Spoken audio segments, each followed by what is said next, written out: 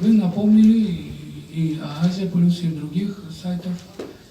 Вы знаете, что, опять же, в соответствии с законом, постановлением и решением Верховного суда Республики Таджикистан есть некоторые группировки, вот в частности, как сказать, те группировки, которые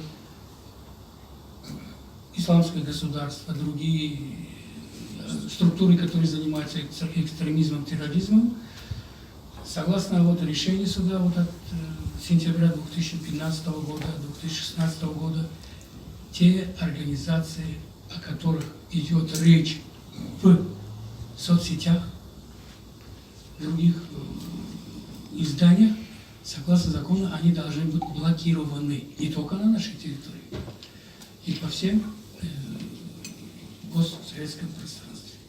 Если таковые информации опубликуются, то мы обязаны этим заниматься. Это раз. Во-вторых, ЕКЦ, задача ЕКЦ в данный момент, согласно постановлению правительства, которое в декабре 2015 года было создан единый информационно-коммуникационный центр на базе государственного предприятия Таджиктелеком, она состоит об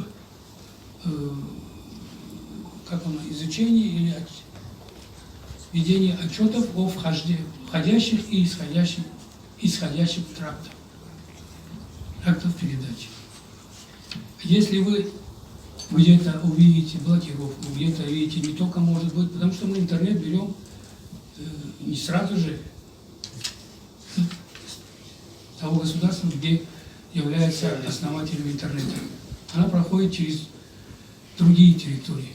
Я никого не хочу винить, потому что, да, получается иногда проблемы по техническим проблемам, получается по каким-то программным системам.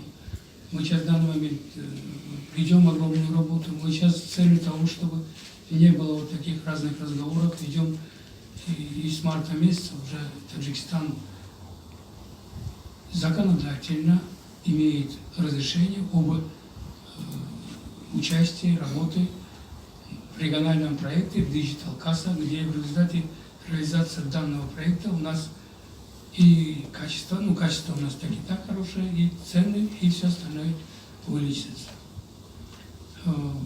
Так что, если есть какие-то непонятные, это можно в рабочий момент решить совместно. Спасибо.